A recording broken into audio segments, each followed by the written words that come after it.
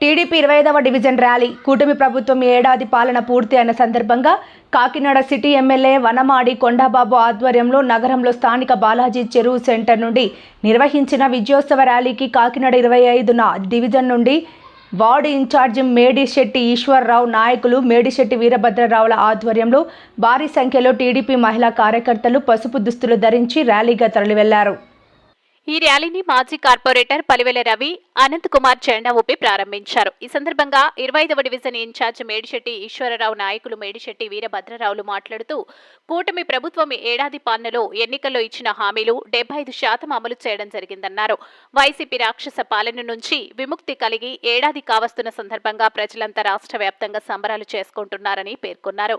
కూటమి ప్రభుత్వం అధికారంలోకి వచ్చిన ఏడాది కాలంలోనే పెన్షన్లు పెంపు, దీపం పథకం ద్వారా ఉచిత గ్యాస్, కొత్త రేషన్ కార్డులు, తల్లికి వందనం తదితర అన్ని పథకాలను అమలు చేయడం జరుగుతుందని తెలిపారు. రానున్న మరో 30 సంవత్సరాలు కూటమి ప్రభుత్వమే అధికారంలో ఉండాలని, కాకినాడ సిటీ ఎమ్మెల్యేగా వనమాడి కొండబాబే ఉండాలని ప్రజలంతా కోరుకుంటున్నారని వారన్నారు. ఈ కార్యక్రమంలో టీడీపీ నాయకులు కొప్పనాతి నాగకుమారి, ప్రమిదల గోవిందు, పాలెపు నూకరాజు, పోలినాటి దుర్గాప్రసాద్, కోలా సూర్యకుమారి, ఓలేటి నిర్మల, ఓలేటి సత్యవతి తదితరులు పాల్గొన్నారు.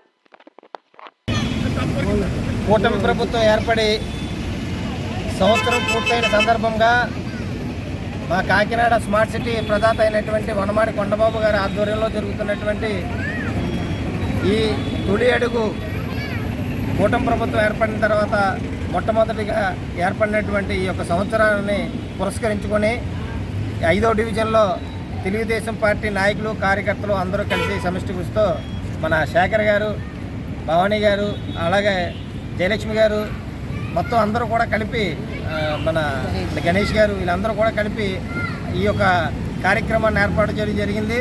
ఏదైతే ఈ రోజున అందరూ వైసీపీ ప్రభుత్వం పోయిన తర్వాత అందరూ ప్రశాంతమైనటువంటి జీవితాన్ని గడుపుతున్నారని, ఈ సంవత్సరాన్ని ఏదైతే జూన్ 12వ తారీఖున ఏర్పడినటువంటి ప్రభుత్వానికి నాందిగా ప్రజలందరూ సంతోషంతో ఈరోజు ఈ కార్యక్రమాన్ని కూడా వాడవాడలా అంగరంగ వైభవంగా జరుపుకుంటున్నారు. ఈ యొక్క కార్యక్రమాన్ని జరిపినందుకు ఈ 5వ డివిజన్ నాయకులందరికీ కూడా ప్రత్యేకమైనటువంటి ధన్యవాదాలు తెలుపుకుంటూ, ఏదైతే రానున్న కాలంలో ఈ కూటమి ప్రభుత్వం ఇచ్చినటువంటి హామీలన్నీ కూడా నెరవేర్చే భాగంగా ఈ రోజున తల్లికి వందనం కింద ప్రతి తల్లులకు కూడా 15,000 రూపాయలు ఇచ్చేటువంటి పథకాన్ని నారా చంద్రబాబు నాయుడు గారు ఇవాళ ప్రవేశపెట్టడం జరుగుతుంది.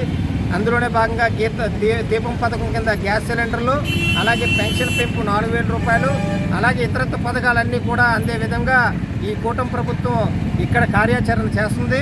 ఇక్కడనే కాదు, ఆంధ్రప్రదేశ్లో ప్రతి ఒక్క పేదవాడికి కూడా సూపర్ 6 పథకాలను అందించే విధంగా కార్యాచరణ రాబోయే కాలంలో అందించాలని మా కూటమి ప్రభుత్వం తరపున ప్రజలందరికీ గెలిపించినందుకు ప్రత్యేకమైనటువంటి ధన్యవాదాలు తెలుపుకుంటున్నాం.